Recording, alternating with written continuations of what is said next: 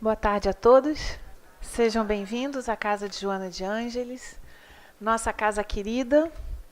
Parte do pessoal está voando para Israel, naquela viagem maravilhosa dos passos de Jesus. Que a gente possa mandar para eles as nossas melhores vibrações para que eles façam uma boa viagem, não é mesmo? A gente está muito feliz. Hein? Inveja não. Não, inveja não pode. Da próxima, guarde o seu lugar com antecedência, né? É assim que a gente faz, né, Márcio? Pois é, eu nem sabia. Pois é. Então, mas nós estamos aqui e com notícias também muito boas. Notícias ótimas, não sei quantos de vocês já sabem, mas a gente está numa felicidade ímpar. Vocês lembram que eu falei que a gente alugou um espaço lá na comunidade? Já para fazer nosso instituto? Pois é. Aí o que aconteceu, né? Esse espaço teve um problema, porque apesar dele ser dentro da comunidade, a prefeitura disse que não era. E aí a gente não pôde tirar o alvará. A gente achou aquilo tão estranho, né? E aí apareceu uma oportunidade maravilhosa, ali bem próximo do Itaiangá, e a gente comprou uma casa com um terreno enorme para a gente fazer o nosso instituto. Então tem espaço suficiente e o melhor de tudo, que eu vou contar para vocês. Tem um terreno vazio do lado e um terreno vazio do outro. Então, futuramente ainda vai crescer. Essa casa já dá para a gente começar com tudo que a gente ia começar, né? Aulinhas de apoio, música, teatro, balé, jiu-jitsu, todos aquelas cursos de inglês, tudo aquilo que a gente faz, eles também vão ser atendidos lá pelos médicos, psicólogos, toda a equipe do nosso social vai ser atendido lá durante a semana. A gente está muito feliz com isso, né? Então eles vão ter toda uma estrutura já pronta para que eles já iniciem. A gente já tem a casa já dá para fazer isso. A gente só vai dar uma ajeitada nela e vamos iniciar as obras para fazer um auditório para que o programa que hoje acontece aqui no Seja, do domingo, né, que eles vêm aqui, possam já ir direto para lá, pertinho da casa deles. É a gente que se desloca, que tem facilidade de ir, né? E eles vão estar lá. Estão numa felicidade, que eu já dei a notícia no domingo, eles estão muito felizes. Então a gente está bem em festa, né? E aí, eu vou falar uma coisa para vocês, só para falar mesmo, porque já acabou. A Kátia mandou fazer, mas tá chegando, né? Ela mandou fazer um chaveirinho, que é um tijolinho, do Instituto Mãos Unidas. Olha que bonitinho. Custa R$10. Que símbolo é esse? Você compra um tijolinho, você está comprando um tijolo para a gente conseguir construir, né? Tudo que a gente precisa. Para quem conhece o projeto, a gente quer fazer ali a escola, a casa de passagem, para que os moradores, né, nossos irmãos que estão morando na rua, possam ter aquela estruturinha para se readequar. Eles saem da rua, ficam ali, passam por processo de desintoxicação, tem alguns meses até eles se estabilizarem para poder serem encaminhados para o mercado de trabalho, né? E a nossa creche dos idosos também. Então, vai ser creche criança, creche de idosos. Então, tem projeto aí, a beça. A gente vai aos poucos, mas a gente até que aos poucos é bem rápido, vou te dizer, né? Então tá aí. Já a gente vai mostrar, né? Vou filmar melhor, a gente vai mostrar aqui as imagens da casa para vocês. E estão todos convidados a participar dessa grande festa trabalhando. Então, o trabalho que eu já feito aqui na casa ainda é pouco. É grande, é importante. Mas ainda precisamos de mais pessoas, agregando aí as mãozinhas, unindo as mãozinhas, né, para nos ajudar. Então estão todos convidados para que a gente possa fazer essa obra brilhar ainda cada vez mais. E eu queria muito, eu vou filmar, tá? Filmar o rostinho deles, a alegria que eles estão por saber que lá eles vão ter esse espaço bem pertinho deles, para onde eles podem correr, para onde eles podem ser socorridos durante a semana, onde as crianças vão estar ali bem próximas, fazendo todas as tarefinhas. É dispendioso, né? Vir até aqui durante a semana.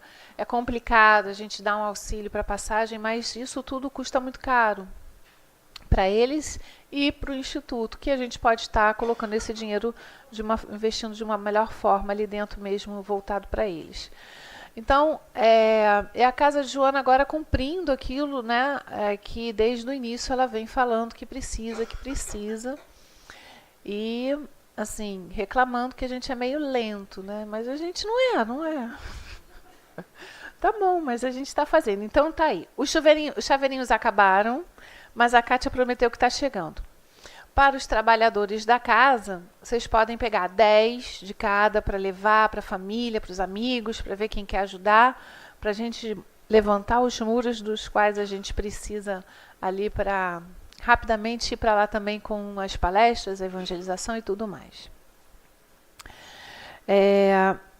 Agora, aqui o trabalho continua, né? Esse domingo amanhã estaremos aqui, no outro e no outro.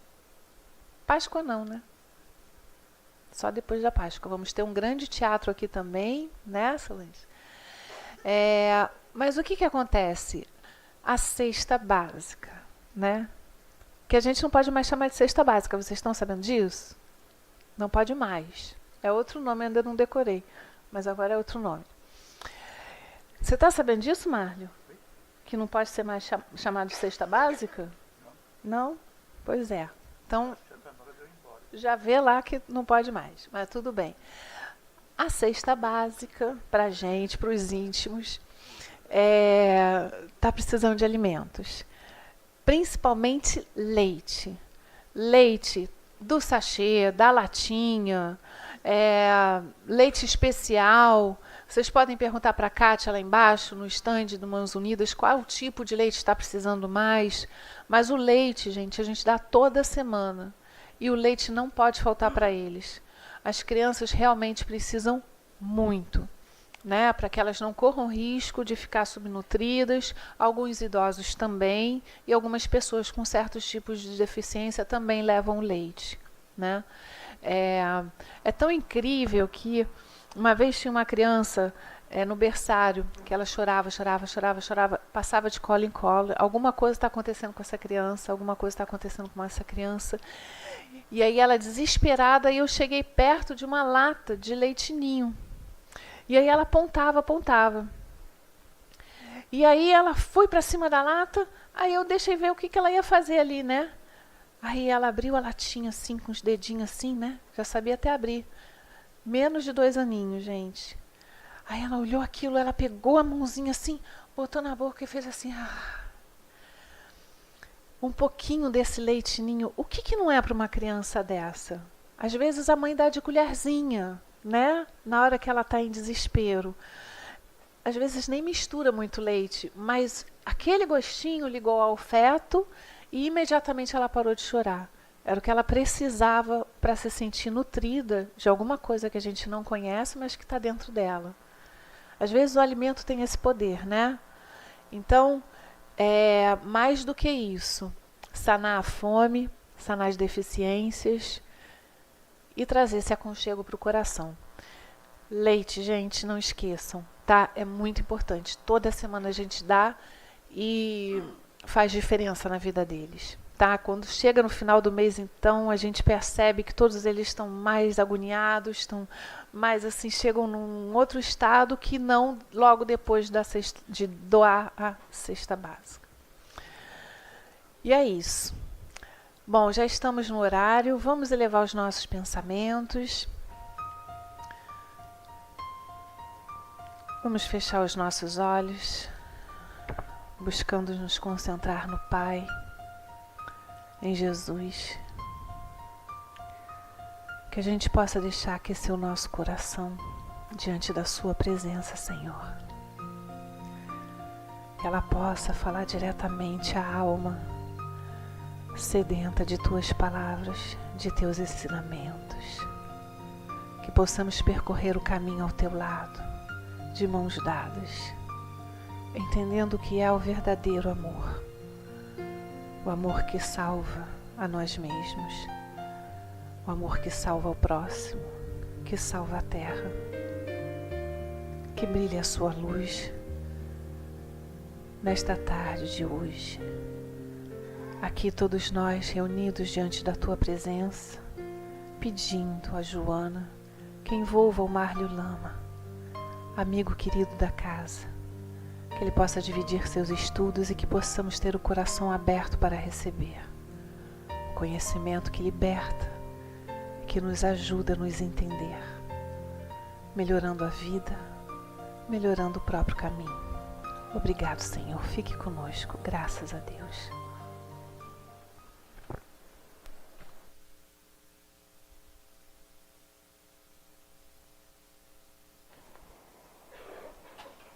Boa tarde a todos. Que Jesus nos abençoe a tarefa. É um prazer estar aqui juntos para a gente estudar, pensar a doutrina espírita, quanto ela tem nos oferecer nessa nossa jornada, às vezes complicada, às vezes cheia de desafios e às vezes cheia de dúvidas. E a doutrina espírita, ela nada mais é do que a base motivacional para a proposta de Jesus no seu Evangelho. Quando Jesus nos propõe uma revisão de valores, o Evangelho nada mais é que um conjunto de valores revolucionário, ele deixa em aberto algumas informações, tanto que ele promete o Consolador. O que Jesus deixa aberto?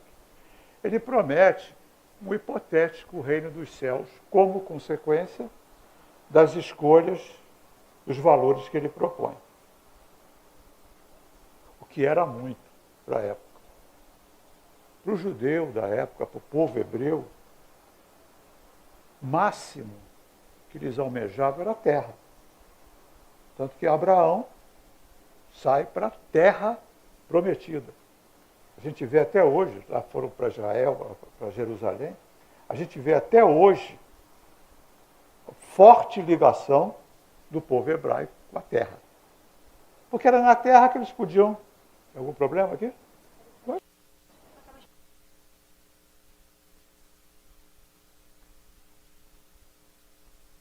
Som tá bom? Se não, eu pego aqui, esse aqui. Então a terra era onde eles podiam plantar, podiam criar seus animais, onde eles tiravam o seu sustento. A terra prometida. E Jesus fala de algo além da terra. Jesus nos traz noções de vida espiritual, mas noções. E por que noções? Porque não havia capacidade de compreensão para mais do que isso. E ele promete o Consolador, que viria acrescentar aquilo que ele falou e resgatar a fidelidade aos seus ensinamentos, que ele já previa que seriam deturpados ao longo do tempo. Aquele que morreu na paz, aquele que morreu pela paz, em nome dele tantas guerras foram feitas. Aquele que morreu sem uma roupa sequer, porque aquela tanguinha que botaram era uma questão de pudor. Ele morreu nu na cruz. O dito representante dele senta num trono de ouro, em palácios decorados por os maiores artistas da Idade Média. Então o seu ensinamento ficou, de uma certa forma, esquecido. E a doutrina espírita os resgata, dando base motivacional. Porque quando a gente fala em mudança, porque nós usamos critérios para fazermos nossas escolhas. Eu sou bastante repetitivo no tema escolhas. Até porque foi Jesus que veio nos ensinar a fazer melhores escolhas. Porque escolha é a única coisa que a gente é obrigado a fazer na vida. Mas não. Até quando a gente não escolhe, está escolhendo não fazer escolha. Toda escolha, ela implica numa renúncia. Eu tenho que deixar alguma coisa. E ela implica numa consequência, num resultado. Todo passo à frente, deixa-se algo atrás. E o resultado, eu outro dia vi uma frase que eu achei bastante interessante. Deus nos ensina pelas consequências. A lei natural nos ensina pelas consequências, porque nós temos algo chamado livre-arbítrio. Nós somos o topo dos animais da criação, pelo menos nesse planeta. Os demais animais da criação, eles fazem suas escolhas, agem pelo instinto. Alguns até com uma noções de inteligência primitiva. Ah, meu cachorro só falta falar. Tá, mas não fala. Nem vai falar. Tá? Não repassa o ensinamento, ele é treinado. Tá? Ele é treinado para isso. Nós não. Nós somos o único animal que evoluiu. Através do quê? Do uso do nosso livre-arbítrio. Então, nós estamos num patamar de evolução aqui na Terra, que nós somos o topo dos animais. Mas como toda escolha tem uma consequência, é preciso, muitas vezes, ao fazer a escolha, a gente ter algum referencial. A gente tem alguma referência. Ou a experiência dos outros, às vezes até a própria experiência. E nós usamos o quê? Voltando a repetir. Nossas crenças e valores. É com isso que nós agimos no mundo. Crença é aquilo que eu acredito. Não importa se é verdade ou não. Eu acredito. Então é minha verdade. Eu vejo às vezes aí, não sei se tem alguém aqui dessa teoria, me desculpe, se tiver, que os terraplanistas, que a Terra é plana. Enfim, é uma crença. As evidências todas, e curioso, que acham que a Terra é plana e usam celular e internet, que existe por causa dos satélites que estão em volta da Terra redonda. Mas, enfim, o sujeito acredita que a Terra é plana. O que eu posso fazer? Sim, é respeitar. Só posso dizer o seguinte, cuidado, não chega muito na ponta, que vai que caia, não sabe onde vai. Mas é crença. É crença. Existem pessoas que se acham muito velhas para fazer alguma coisa. Estou velho demais para estudar. Isso é crença. Recentemente eu vi uma notícia de um senhor de 80 anos se formando em medicina. Ele não se achou velho para entrar na faculdade de medicina com 70 e burdoada. Tá? São 6 anos, mais 2 de residência, mais não sei quanto de especialização. Com mais de 70 ele entrou na faculdade. Não se achou velho demais. Eu tenho um amigo do Centro Espírita Leão Denis, que é corredor de maratona com 90 anos. E ganha. Claro, na faixa etária dele. Mas ganha.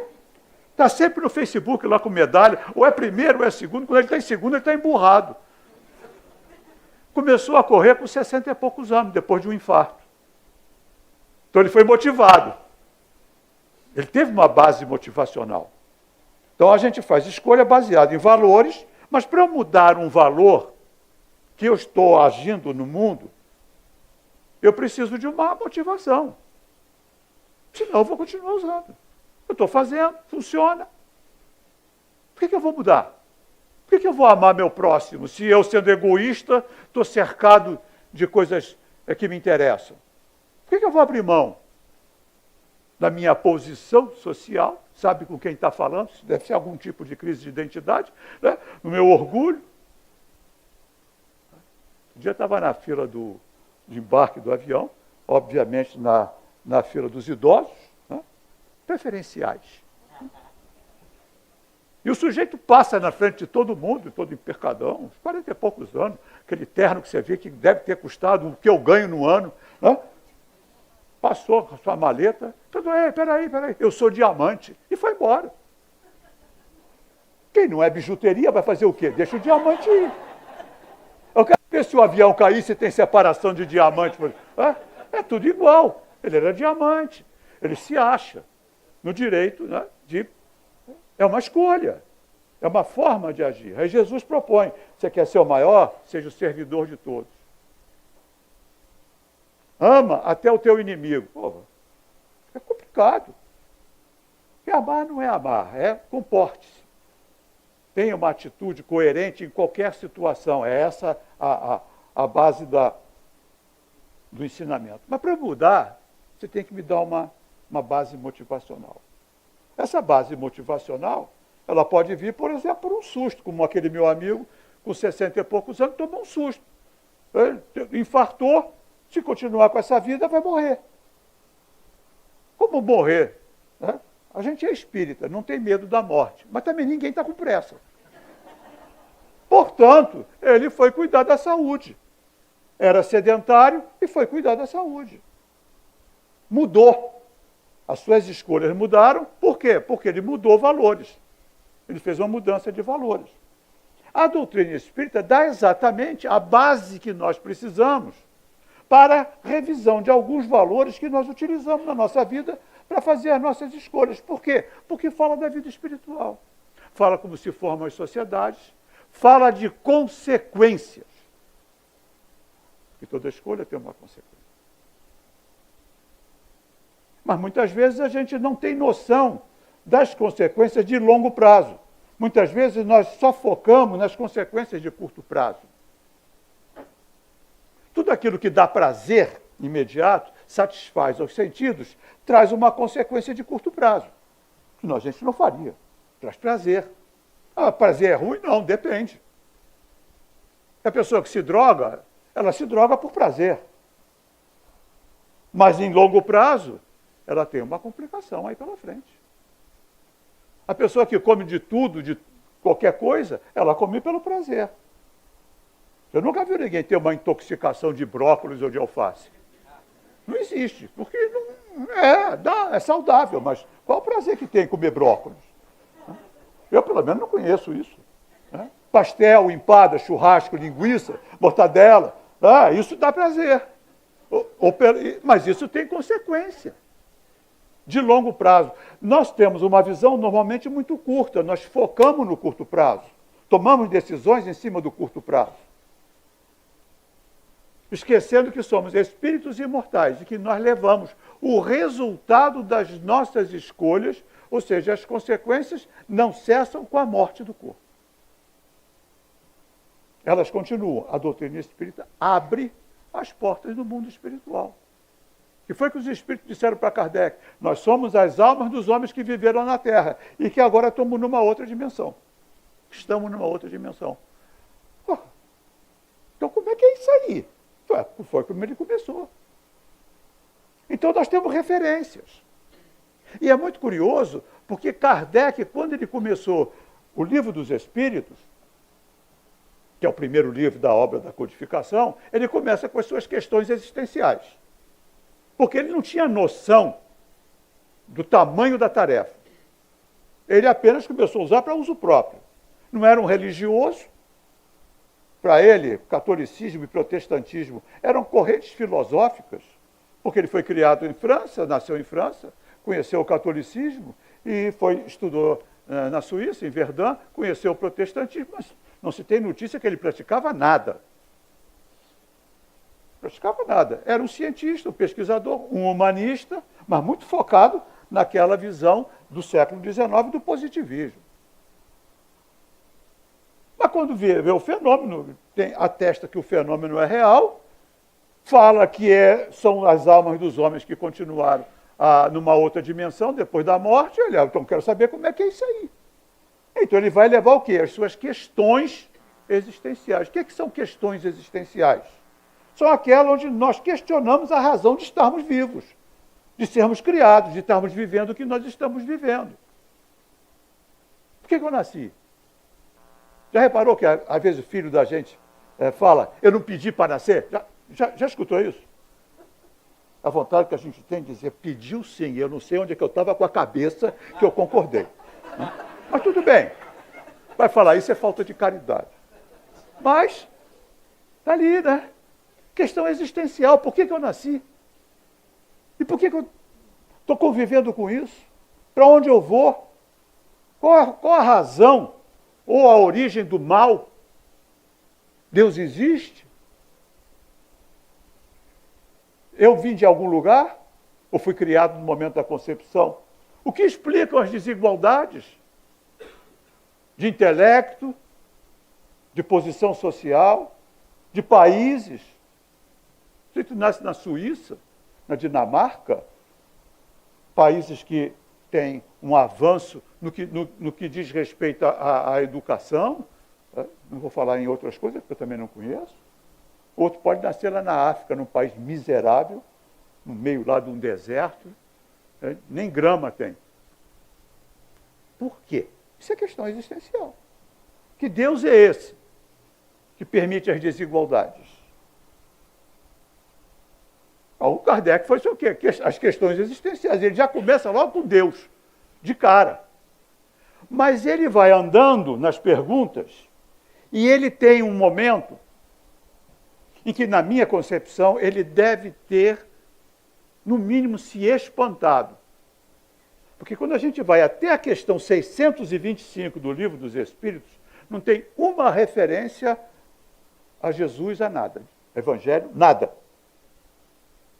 Na questão 625, ele faz uma pergunta curiosa. Porque ele já vinha sendo orientado na questão das escolhas.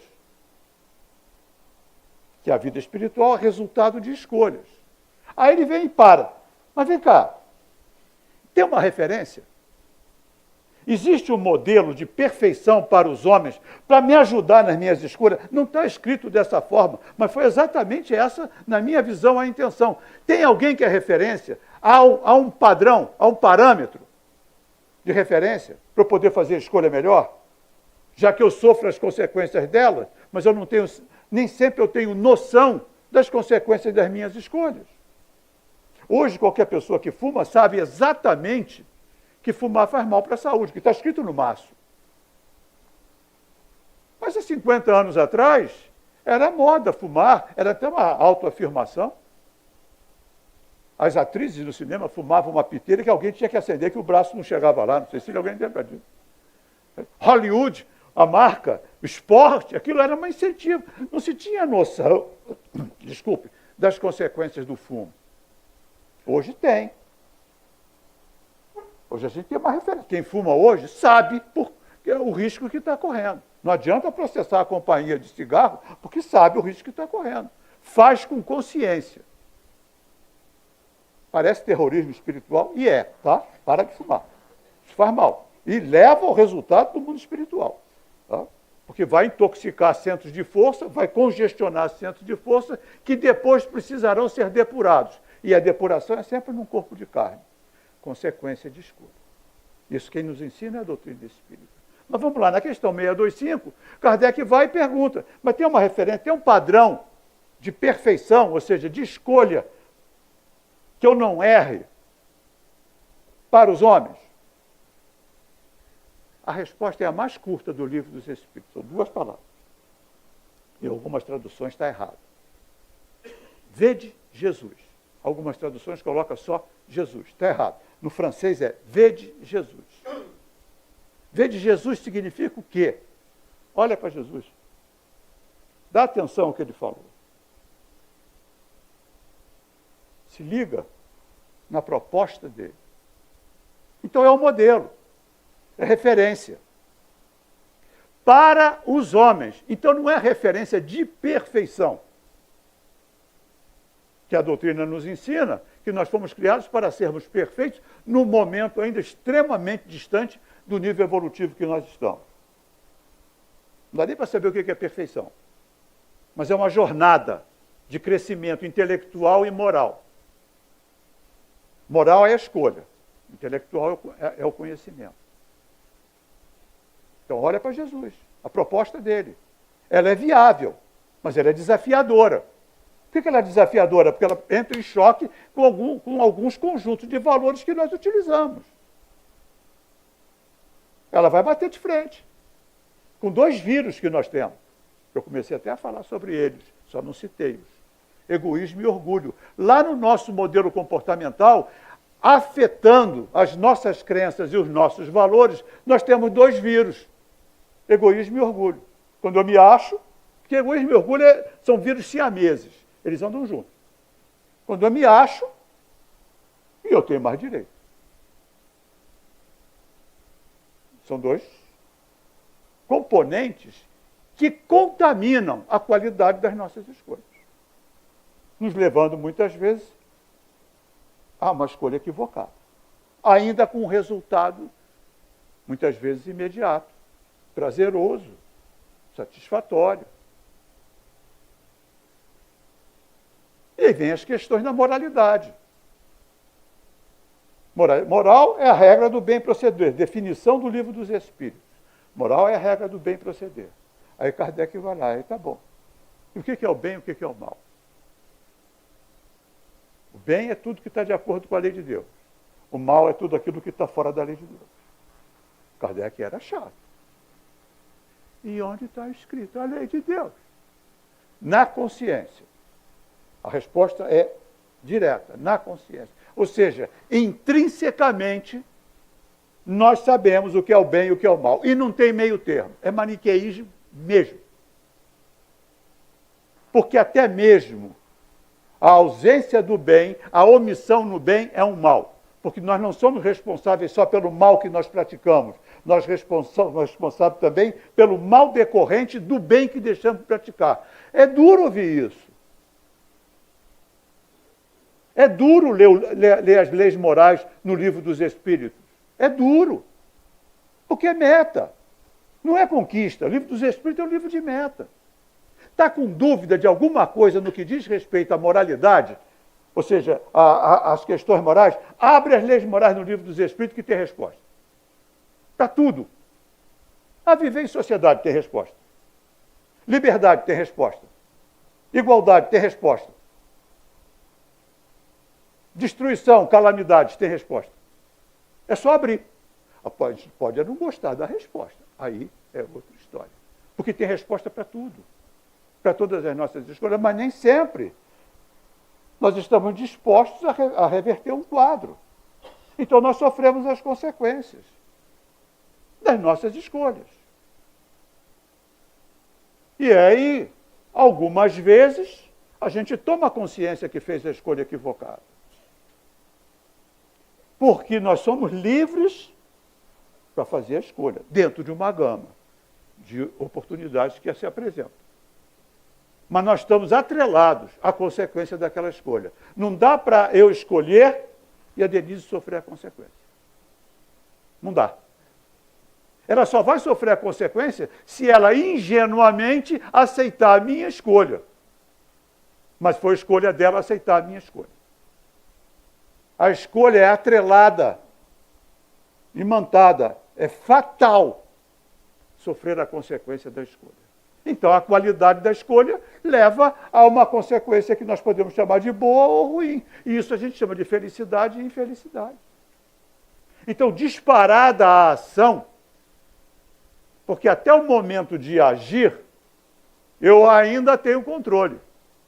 Disparada a ação, a consequência é inevitável. Mas é pelo que eu faço? Não, só pelo que eu faço.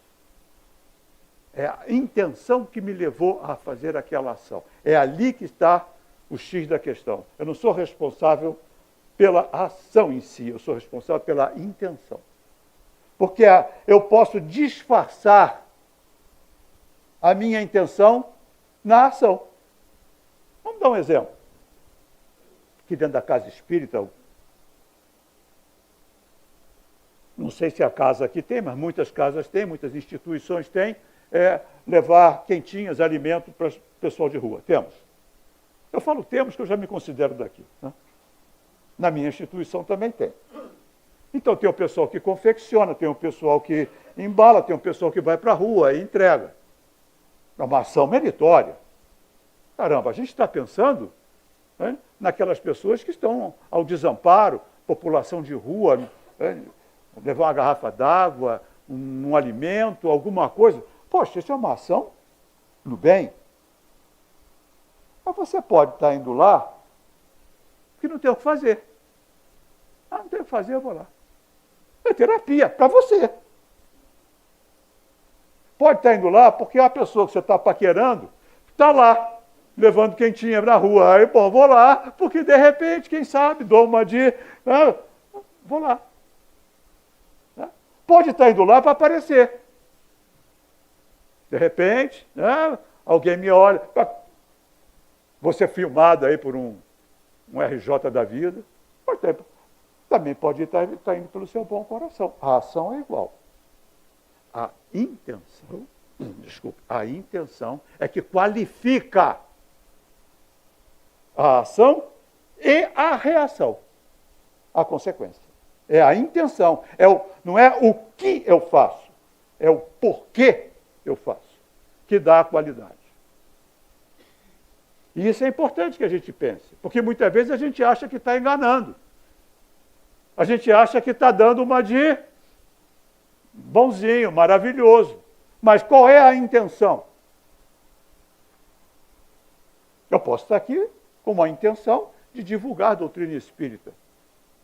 Porque vejo o valor dela, mas também posso estar com uma de aparecer. Posso estar com uma de querer tirar algum tipo de proveito disso. Qual de vocês vai saber isso? Não, sou eu que sei a minha intenção.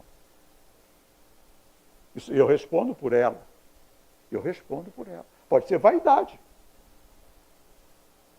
Pode ser realmente uma intenção de levar um material que eu entendo como bom. Então, as ações, a qualificação da intenção na ação, ela pode ter 3 tipos de resultados. Ação no bem.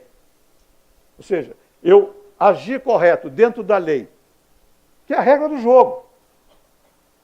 Quando eu era criança, faz tempo, eu era muito míope, fui muito míope, aquelas lentes fundo de garrafa mesmo. Década de 50, não tinha essa tecnologia que tem hoje. Então eu não podia brincar na rua praticamente, jogar bola, nada disso eu podia, porque eram lentes muito grossas. Então, meu lazer era ler. Meus pais, meus avós me enchiam de livros, li Monteiro Lobato, Viriato Correia, Júlio Verne, li a beça, e brincar com brinquedos que eram quebra-cabeças e revel. Não sei se alguém lembra da revel, que era montar, normalmente aviões, coisas, montar. E o quebra-cabeças, o puzzle, que tinha regra para fazer aquilo. Onde é que estava a regra? Na tampa da caixa. Porque se me desse um saquinho das pecinhas sem a caixa, eu não ia saber o que eu ia montar. Tem regra. O revel tinha lá a tampa da caixa, era um avião bonito. Eu nunca conseguia, eu borrava tudo com aquela cola que grudava. Mas a quebra-cabeça eu fazia. A vida tem regra. Não é a que a gente quer, é a lei natural. A gente está aqui por uma razão, que é evoluir, que é passar por desafios de evolução, cada um no seu nível. Nenhum de nós, está submetido a um desafio que não seja capaz de superar. Nenhum. Não existe fatalidade nos atos da vida moral. A gente é livre para fazer escolha. Agora, não posso comparar o meu desafio com o do outro. Que cada um vive o seu momento. Nós somos espíritos heterogêneos. Por isso nós temos que viver em bando, trocando. Que é um desafio fazer troca.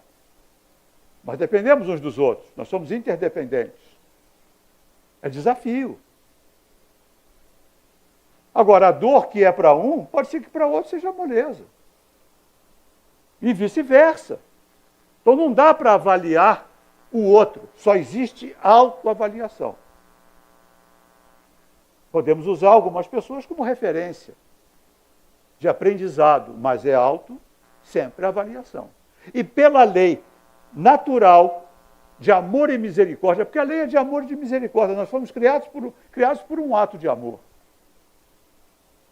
Um amor divino, que nós não temos nem ideia do que seja. Destinados a uma perfeição. Mas tem uma regra. Transitamos o princípio inteligente pelos vários reinos da criação, até individualizarmos como espírito com E maiúsculo na raça humana.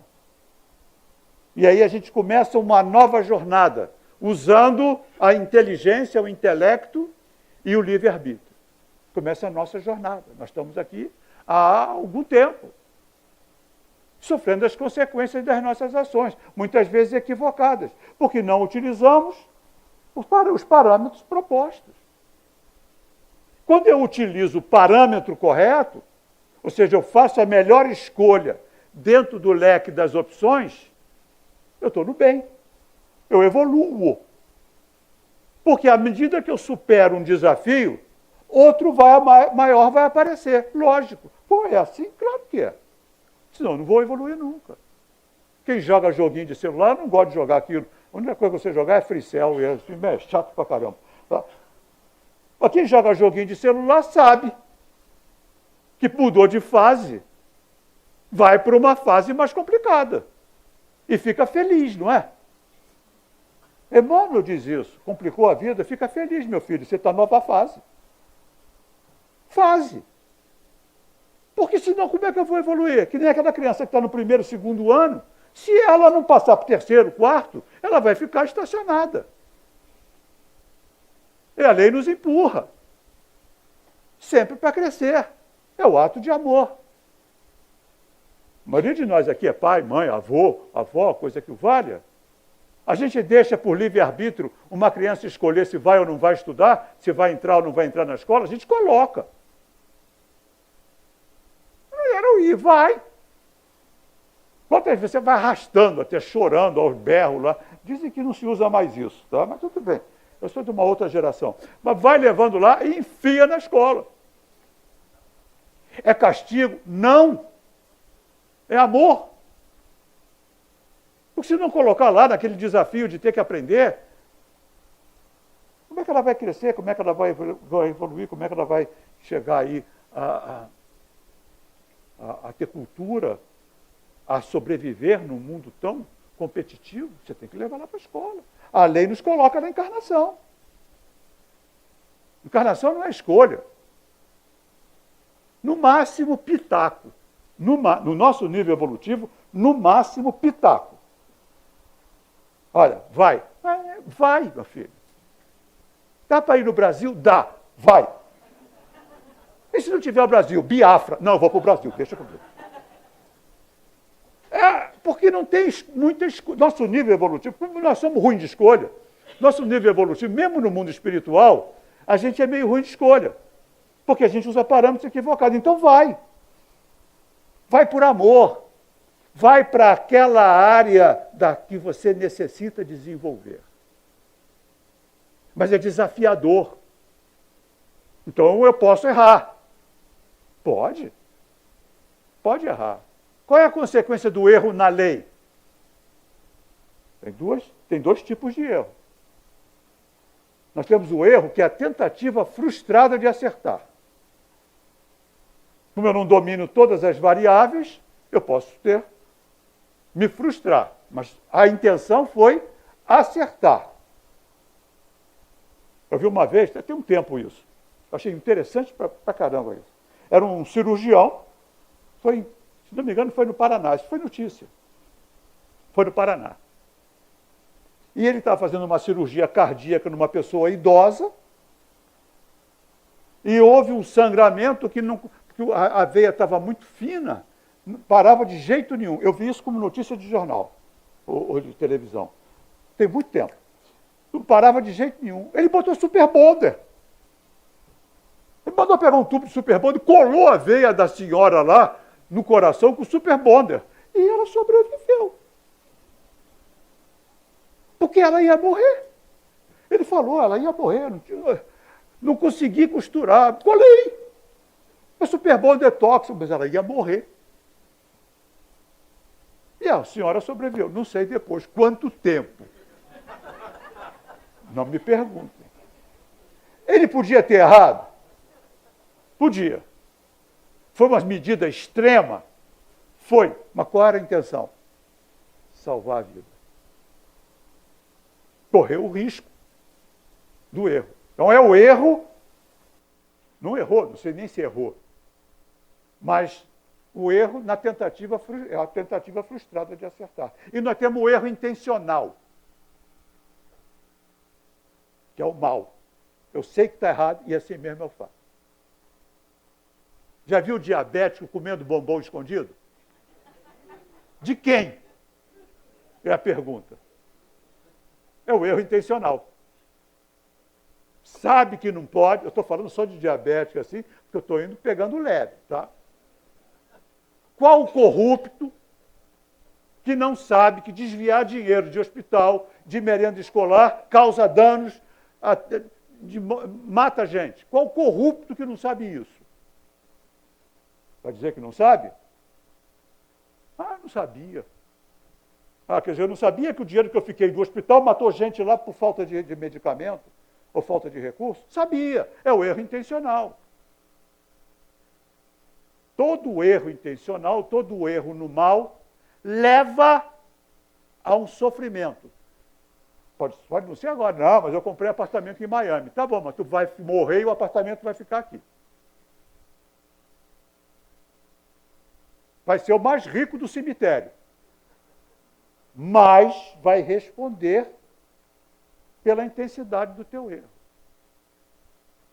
E aí existem duas posições, três posições. Errei, sei que estou errado e continuo. Fico no círculo vicioso. Cada vez mais agravando as consequências. É o círculo vicioso. Errei e tenho remorso. Remorso não é arrependimento. O remorso é a vergonha de ter sido descoberto, que é diferente. Não muda a conduta, mas foi descoberto. Eu não devia ter feito esse desvio junto com aquele cara que agora ele fez uma delação premiada e eu me fritei. Esse é remorso, porque se aparecer a oportunidade, faz de novo. Continua no círculo vicioso de ação e reação. Um circuito fechado. É um looping. E tem o arrependimento, que é diferente.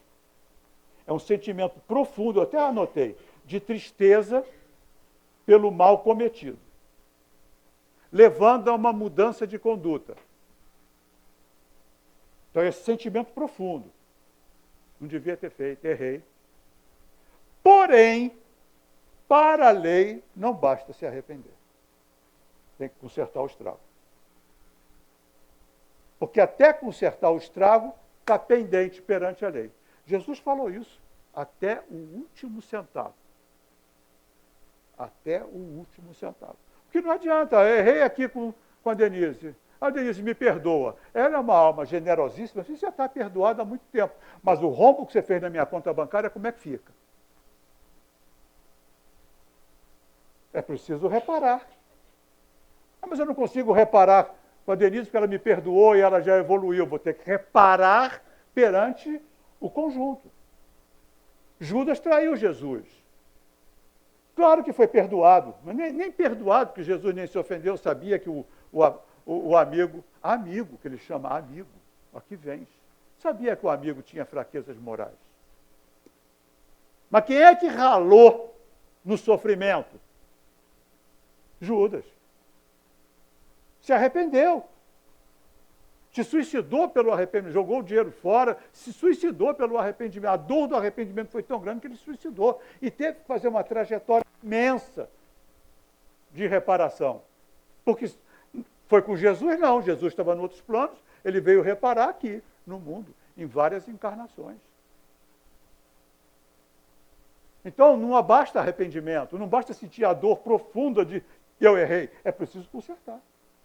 É preciso consertar o estrago. E isso é da lei. Isso é a tampa da caixa do revel. Isso é a tampa da caixa do quebra-cabeças. A ação é livre.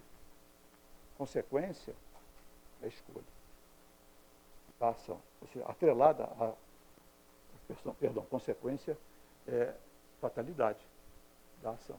A ação é livre, a consequência é fatal.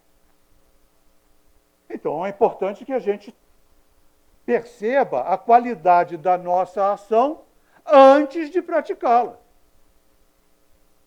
Dá um gap de tempo. Quantos de nós agimos impulsivamente? Já fez compra por impulso? E continua fazendo, não tem essa.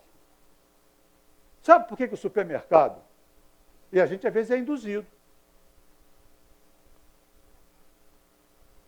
Já entrou no supermercado? Claro que a maioria de nós já percebeu, isso é estudo, que a maioria das pessoas entra pelo lado direito. Percebe se você não entra no mercado pelo... A não ser que não tenha lado direito, tem mercado que você tem um jeito. Mas se tiver lado direito, a enorme maioria das pessoas entra pelo lado direito. São mais de 90%. O que é que eles botam no lado direito? Bebida, vinho, tudo que é caro. Porque o carrinho está vazio. Você ainda não gastou, ainda não tem noção da grana que você vai deixar no caixa. Aí você vai, por impulso, e bota, estou precisando de um vinho. Tá nada, tem vinho em casa, mas quer aquele. Está faltando um queijinho. Tudo que é mais caro está ali pelo corredor direito. Presta atenção. Os saudáveis estão lá no final, que são os obrigatórios. Já viu onde fica a padaria? Lá no fundo. Você entra para comprar pão. E o mercado ainda faz o seguinte, bota o pão mais barato que as padarias, que é para te tentar a ir lá. E tu vai pelo carrinho no meio do mercado, vai levando troço por impulso. Aí chega, como é que pode eu sair para comprar pão? Gastei R$200. Mas não foi de pão. Foi impulso. Você entra no shopping, já reparou que o shopping não tem relógio? Nem as relojoarias têm relógio funcionando? Já reparou? Você perdeu a noção do tempo. E que chão de shopping é muito liso, você escorrega, que é para você não andar rápido?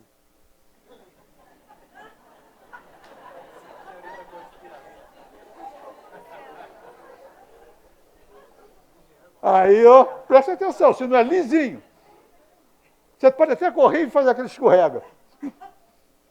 E não tem relógio, você perde a noção do tempo e tem que andar devagar.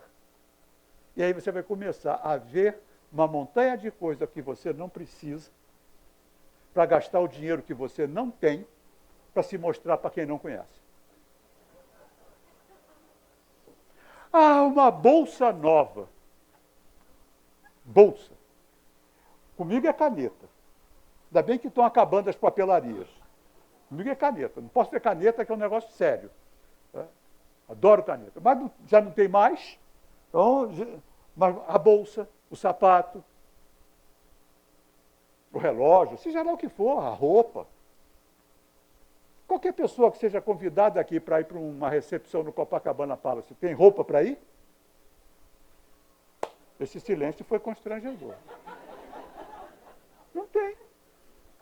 Tem, mas não quer ir. Alguma coisa está faltando, seja um sapato, uma bolsa, uma blusa, alguma coisa está faltando. Essa é a compra por impulso. Por quê? Porque é no emocional.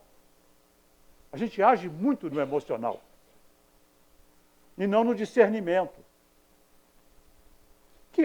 São estudos, não é só a doutrina espírita que nos fala, claro, disso, de uma forma mais de consequência, mas a inteligência emocional o que é? É você dar um gap de tempo entre o impulso de fazer, para dar um tempo de avaliar as consequências do que você vai fazer e ver se você faz ou não, se muda a rota ou não. Porque todos os impulsos que nós recebemos, por uma arquitetura do nosso cérebro, entram pelo lado da emoção, que é no nosso sistema límbico. E o nosso lado da razão está aqui, no racional, é o pré-frontal, que leva um tempo. Primeiro pega na emoção, porque nós somos animais. E na vida animal que nós já vivenciamos, reagir rápido é importante, porque é questão de sobrevivência. Foge, ataca ou congela. São as três opções que o animal tem. Foge, ataca ou congela. Para ver se livra do predador. Mas nós somos seres racionais, mas ainda trazemos essa parte do animal. Então a reação emocional é muito mais rápida que a reação de pesar, ponderar consequências. Já se arrependeu de uma palavra que você disse no segundo seguinte, depois de ter falado? Já? Claro. Reação emocional. Experimenta um exercício. Ele é simples. Até o Chico Xavier falava, toma um copo d'água, toma um gole d'água, algo do gênero, antes de fazer alguma coisa. E se você é muito impulsivo, coloca uma paçoca na boca, daquela quadrada, e aperta. Porque o tempo que vai levar para aquilo derreter, antes de você falar ou fazer qualquer besteira, vai dar tempo de pensar nas consequências.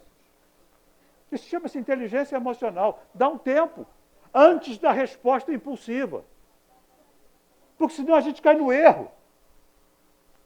cai no comportamento repetitivo, fica num circuito fechado de ação e reação.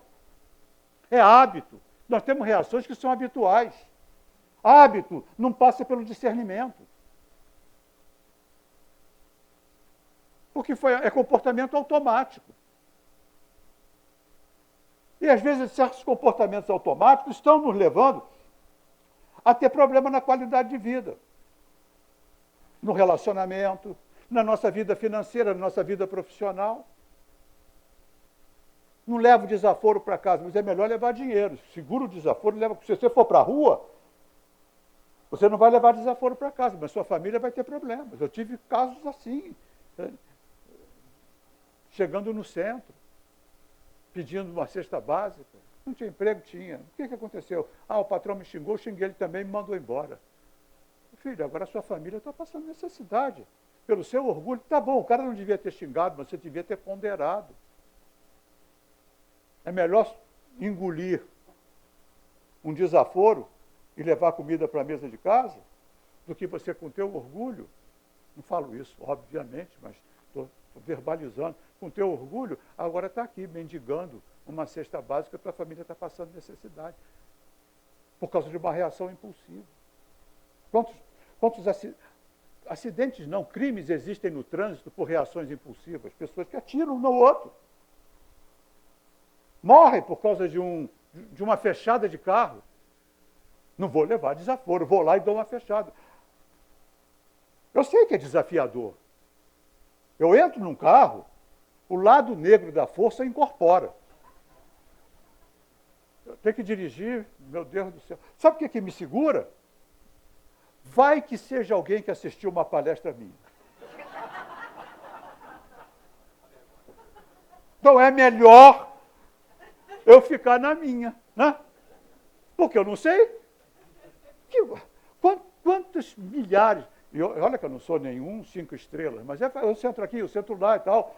Público, milhares de pessoas me conhecem. Em vários locais. Eu já fui reconhecido pela voz num botequim tomando café, ainda bem que era café.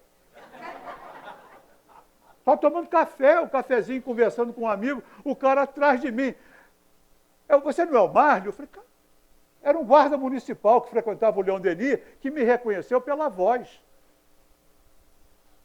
Então, eu sou obrigado, muitas vezes, a ter um comportamento que não é o meu, mas eu tenho que segurar, para que vai que alguém que me conheça me ver fazer uma coisa dessa. Porque é a questão da coerência. É claro que eu me esforço. Mas todo mundo que fala aqui, não vou falar todo mundo, mas uma parte significativa das pessoas que falam são as primeiras necessitadas de estudar. Senão não seriam as pessoas a falar. Porque a tarefa vai ser cumprida.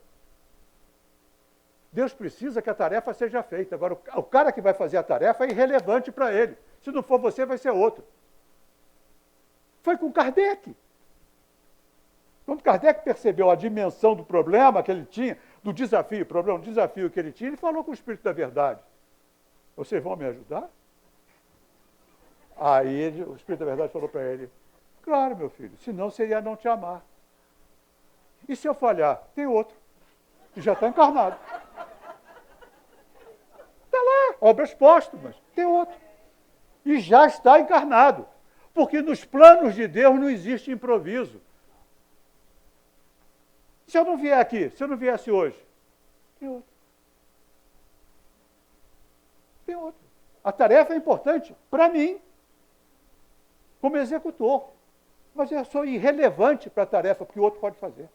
Tem outro. Nos planos de Deus não tem improviso. Sempre vai ter outro para fazer. Então aproveita a tarefa que nós temos. Vamos aproveitar essa encarnação. Porque o arrependimento não precisa se dar no mundo espiritual. Ele pode se dar imediatamente. Hermance do Forno, num dos seus livros, ela fala reencarnar encarnado. Fazer uma avaliação e reformulação sem ter necessidade de desencarnar e ir para o mundo espiritual ficar olhando ficha kármica. É reencarnar encarnado.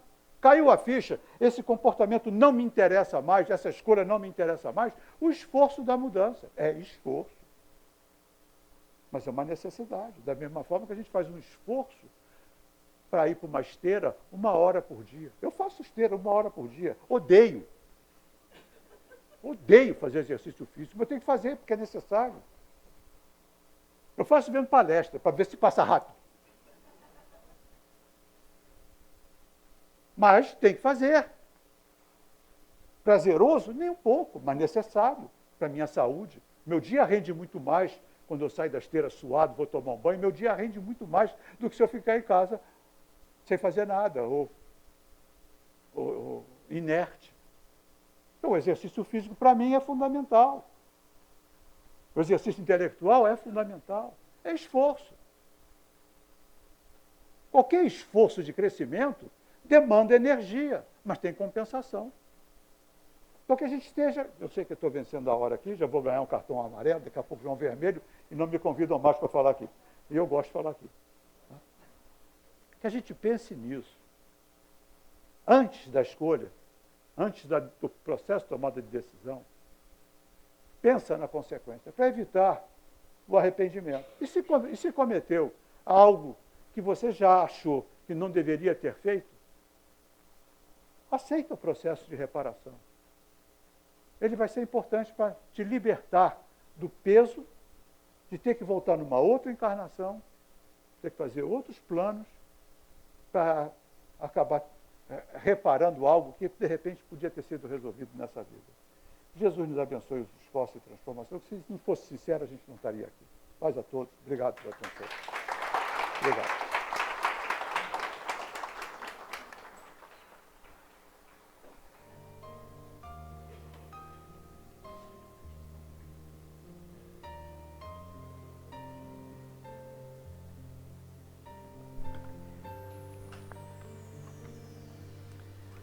Chegou o momento do passe.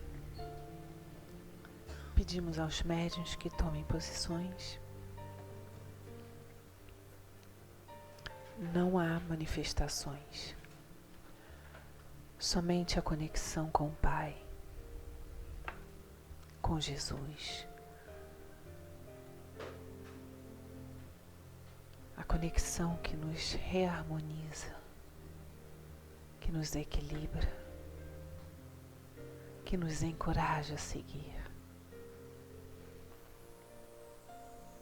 A comunhão que nos enche de amor e de bênçãos,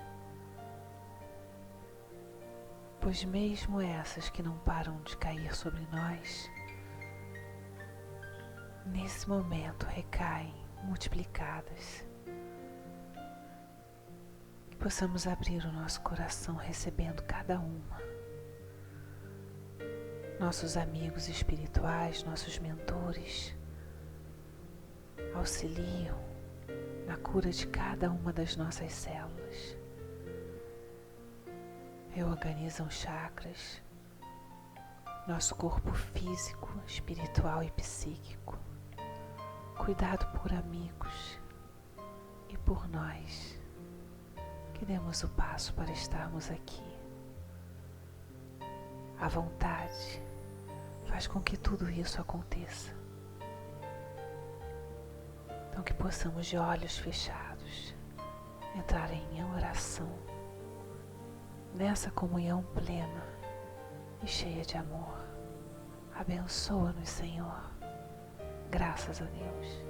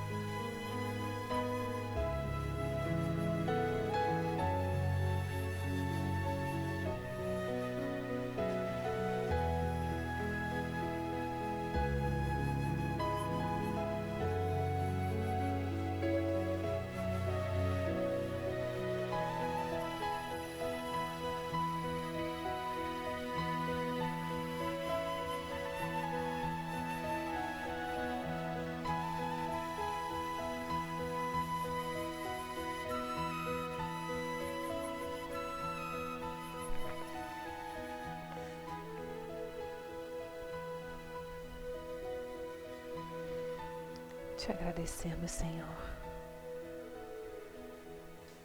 por toda a luz que desceu sobre nós, por cada momento em que passamos aqui,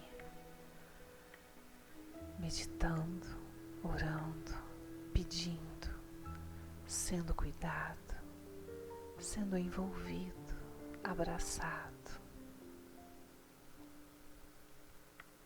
Obrigada, Senhor, por nos lembrar o quanto somos amados, por não deixar e não permitir que caiamos, lembrando-nos de que Tua mão sempre estará nas nossas.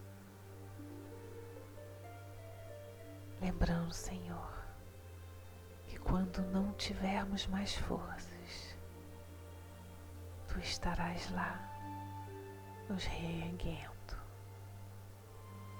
Lembrando, Senhor, que ao Te buscar, fazemos também o movimento de buscar a nós mesmos. Que olhando para Ti, olhando também para o nosso interior, pois aqui dentro também existe a divindade, a Tua presença, as potências divinas que precisam ser reconhecidas para que nós, que temos acesso ao conhecimento, ao Teu amor, ao amor de tantos irmãos, possamos também voltar tudo isso que a gente recebe em forma de bem ao próximo, à nossa terra, ao nosso planeta. Por isso Te rogamos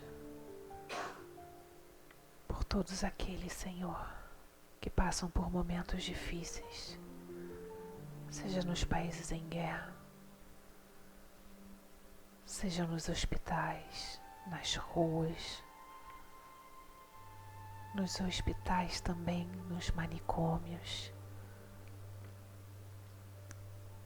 ou até mesmo nos lares, aonde ainda não existe respeito, aonde existe violência. Rogamos a Ti, Senhor, que Tua presença possa ser sentida por cada coração, convidado na modificação que transforma e que dá esperança a toda a nossa terra. Obrigada por Teus ensinamentos trazidos hoje e pelas equipes espirituais da casa que visitaram os lares dos nomes deixados na caixinha de radiação. Pedimos, Senhor, pelo grupo que foi viajar, que vá em paz e retorne em paz. E pelo nosso instituto, que dá um novo passo no auxílio aos nossos irmãos e que eles possam estar cada vez mais próximos, não só do nosso coração, mas da nossa realidade. Sanando não só a fome, mas a dignidade. Obrigada, Mestre, por nos ofertar tudo isso através do trabalho e do Teu amor. Fica conosco, Senhor. Graças a Deus.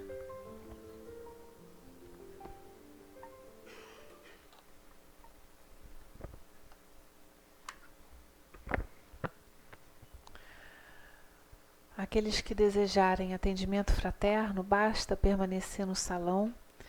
Os cursos da casa ainda estão com as inscrições abertas. Pode passar lá.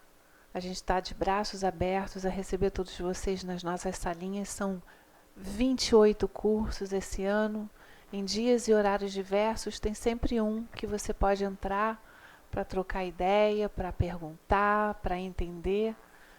E é sempre muito bom ter todos vocês com a gente. A gente agradece a presença de todos. A gente agradece a presença de todos e que possamos todos também ir em paz, multiplicando tudo que a gente recebeu de bênção nessa casa, nesse final de tarde. Graças a Deus.